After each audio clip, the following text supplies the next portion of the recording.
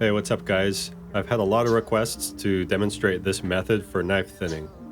This is something I do every so often for my busy restaurant clients. It's a quick and dirty method to drastically improve the performance of workhorse knives, and it's sort of what I would consider the bare minimum way to achieve this. If you have a high-end knife and you care about the way it looks, then you're going to want to get into a lot more detail with this process, and there's going to be some more steps that you want to do. And you can see this knife has been worn down into a thicker part of the steel, and that's why we're doing this job today.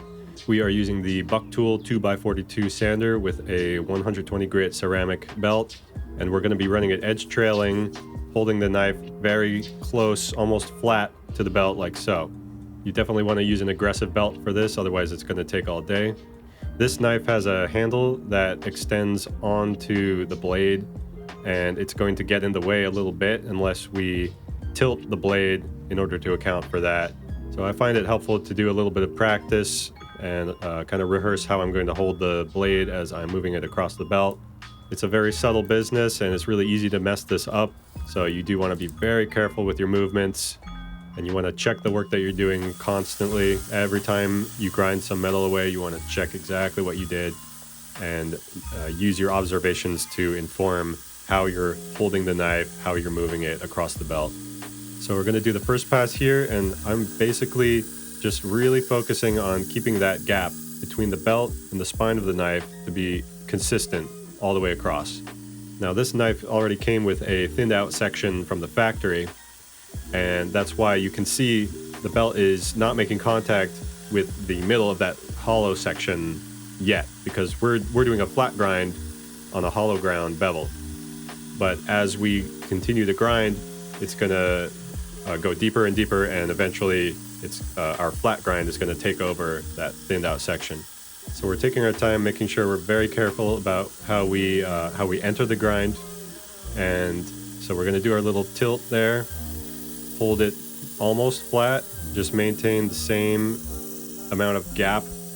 And I find that the area near the tip usually needs a bit of extra work in order to have an even grind all the way across. So you may need to remove a little bit extra material up there, but also we're making sure not to hold any part of the knife on the belt for too long, because we have to manage our temperatures as well. So I'm constantly dunking it in a bath of cold water to keep the temperatures down. Here's a closer view of the grip, making sure to keep my fingers out of the way there. And you'll see as I approach the tip of the knife, I'm going to sort of start to move it down a little. I can see that the steel is very thick in that area, and I'm just paying very close attention to how the grind looks after each pass and making small adjustments accordingly. And we're using very little pressure here, letting the belt do the work. This is a full speed grinder, so it's going to do the work quickly. And you may even want to use a lower grit, because that will help get it done faster. Now taking a closer look, you can see how there's just a little bit of that hollow grind left in the middle there, and we're starting to remove a lot of material from the sides. And you can also look at the micro bevel that's still there on the edge. As you remove materials from the sides, that micro bevel is going to get smaller, and you can really use that information to make sure you're removing material evenly on both sides. So I'll speed up this part. You're going to see me go back and forth quite a few times. I do think something like an 80 grit belt, or maybe even a 50 grit belt, would be a good choice for this if you want to get it done faster. But also keep in mind that I'm only doing one grit for this step, and then the next step that you'll see in a minute is I'm going to blend the scratch pattern together with a nylon fiber Scotch-Brite type wheel. So it may be a good idea not to have too deep of a scratch pattern if you're doing that, but you can also, you can do the same method with a grit progression, or you can do a progression of the Scotch-Brite wheels afterwards. This is just my personal, like I said, it's a quick and dirty method with as few steps as possible to get the job done and to get a massive increase in the knife's performance as efficiently as possible. So let's see the result of all that grinding. It looks pretty good. It's not perfect, but we're not going for aesthetics here. We're going for performance. Also, this knife comes with a mirror polish from the factory, so that transition from the polished part to the new grind is going to look kind of jarring. But again, this knife is abused in an extremely busy kitchen 7 days a week, and those chefs just want it to work better without me having to take it out of their kitchen for a long period of time. So this is the knockoff version of the Scotch-Brite wheel. I will have links down in the description for all of the equipment that I'm using for this particular job.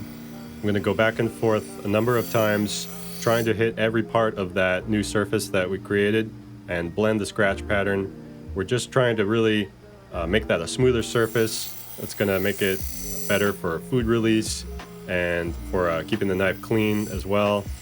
And this does put a nice satin polish on it, so it does improve the look of the final result quite a bit.